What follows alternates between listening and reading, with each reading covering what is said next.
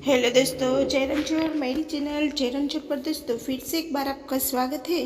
राधा कैसे हो गई थी कृष्ण की दीवानी, जाने उसकी अमर प्रेम की एक कहानी। पौराणिक कथाओं के अनुसार उम्र में राधा कृष्ण से लगभग 5 साल बड़ी थी। एक कहानी के अनुसार राधा ने कृष्ण को पहली बार तब देखा था जब माँ यशोदा ने कृष्ण को गोखल से बांध कर रखा था। कहा जाता है कि कृष्ण को पहली बार देखते ही राधा बेसुध सी हो गई थी। कृष्ण को देखते ही राधा को उनसे प्रेम हो गया था। राधा को ऐसा आभास हुआ जैसे कि कृष्ण के साथ उनका कोई पूर्व जन्म का रिश्ता हो। वही कुछ विद्वानों के अनुसार राधा ने पहली बार कृष्ण को तब देखा था जब वो अपने पिता के साथ गोकुल आई थी। जिस जगह से पर पहली बार दोनों की मुलाकात हुई थी उसे संकट तीर्थ के नाम से जाना जाता है।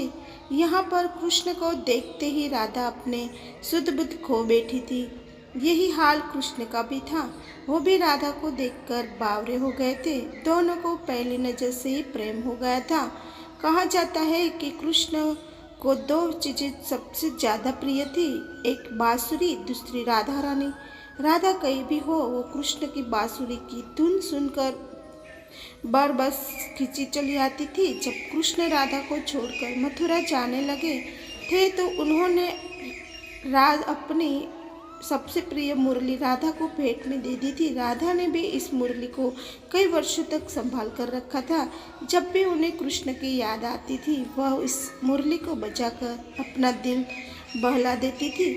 वही कृष्ण भी राधा की यादों में मोर पंख लगाते थे और वैजयंती माला पहनते थे। पौराणिक कथा अनुसार श्री कृष्ण को मोर पंख तब मिला था जब वो एक बार राधा के साथ ऊपर में नृत्य कर रहे थे। उन्होंने इस मोर पंख को उठाकर अपने सिर पर धारण कर लिया और राधा ने नृत्य करने से पहले ही श्री कृष्ण को वैजयंती माला पहनाई। इन कहानियों से पता चलता है कि भगवान श्री कृष्ण बिना राधा अधूरी थी और राधा के बिना श्री कृष्ण अधूरी माने जाते हैं दोस्तों।